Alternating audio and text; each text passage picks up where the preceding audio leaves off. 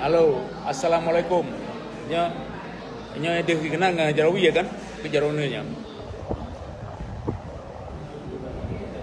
Uronyo, puno pegah bahasa Melayu, bahasa Aceh, bahasa Melayu nebe.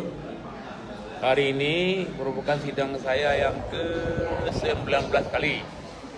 Dan hari ini adalah hari jaksa penuntut umum menuntut hukuman pada saya.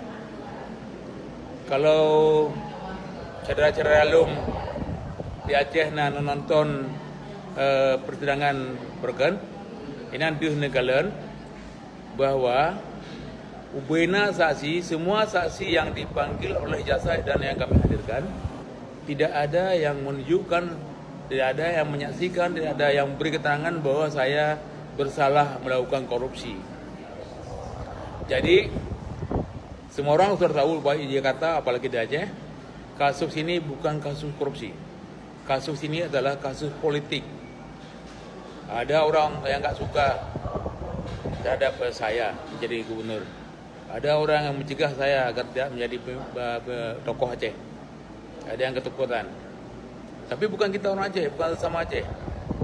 Jangan curiga yang nggak perlu. Nah, jadi hari ini kita akan dengar jaksa menuntut berapa tahun hukuman. Mudah-mudahan jaksa menuntut hukuman bebas. Nah, mudah-mudahan, tapi belum pernah terjadi. Nah, kita akan melihat bagaimana kejujuran hukum di Indonesia ini. Bagaimana konsekuensinya hukum atas nama hukum, bukan hukum atas nama politik. Karena selama persidangan yang berlangsung, selama pemeriksaan saksi-saksi, tidak ada satu saksi pun yang mengatakan saya terlibat dalam hal yang dituduhkan.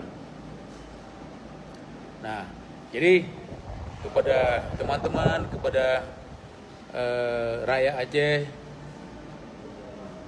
abu-abu, umi-umi, mohon doanya agar jaksa yang menuntut, memang tuntutannya sudah disiapkan.